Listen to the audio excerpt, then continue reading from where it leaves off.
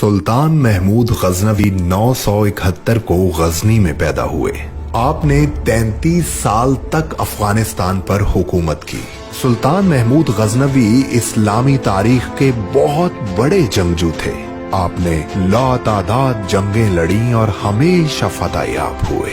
सुल्तान महमूद गजनवी को हिंदुस्तान में बुत शिकन के नाम से जाना जाता था, क्योंकि आप जहां जाते हुजूर नबी करीम सल्लल्लाहु अलैहि वसल्लम की सुन्नत के मुताबिक बुत तोड़ते चले जाते।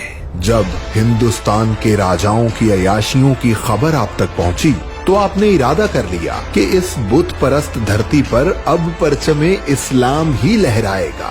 इज्तिमाई नमाज फज्र अदा की गई और खुदा की मदद से एक अजीम लश्कर फतह हिंद के लिए निकल पड़ा। उधर हिंदुस्तान के पंडितों ने महमूद गजनवी से निपटने के लिए सोमनाथ के मंदिर को अपना मरकज बना लिया।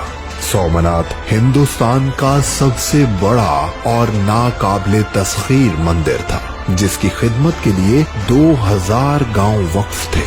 10,000 राजपूतों की फौज हर वक्त सीना सिपर रहती थी। जब महमूद गजनवी सोमनाथ पर हमले के लिए पहुंचे तो हजारों की तादाद में मुकामी बाशिंदे भी अपने मंदिर को बचाने आ गए। दुश्मनों की तादाद मुसलमानों से कई गुना बढ़ गई। महमूद गजनवी के लश्कर को चारों जानिब से घेर लिया गया। हिंदुओं के सिपा सालार ने ललकार कर कहा, ऐ महमूद गजनवी, आज तेरे खात्मे का दिन आन पहुंचा। आपने फरमाया, ओ बदबख्त, जिस दीन की सरबुलंदी के लिए यहाँ पहुँचा हूँ उस पर मेरी 1000 जाने कुर्बान। तू अपने मंदिर की खैर मना। आपने नाराए तकबीर बुलंद किया और दुश्मन पर टूट पड़े।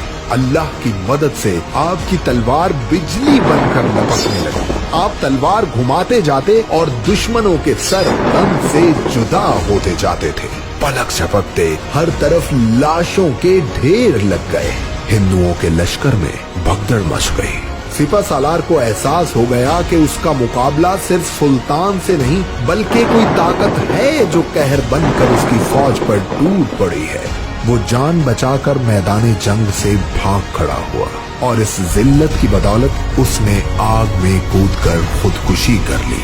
सोमनाथ पर इस्लाम का परचम लहराने लगा।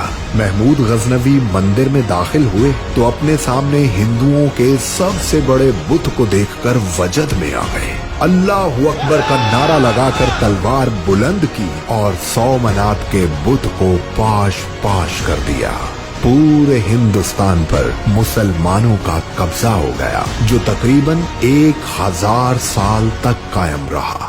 सुल्तान महमूद गजनवी इस पूरे खित्ते पर शेर की तरह राज करने के बाद 1030 को इस जहाने फानी से कूच कर गए। दुनिया में जब भी बहादुरी का तस्करा होगा, सुल्तान महमूद गजनवी का नाम ज़हनों में गूंजता रहेगा।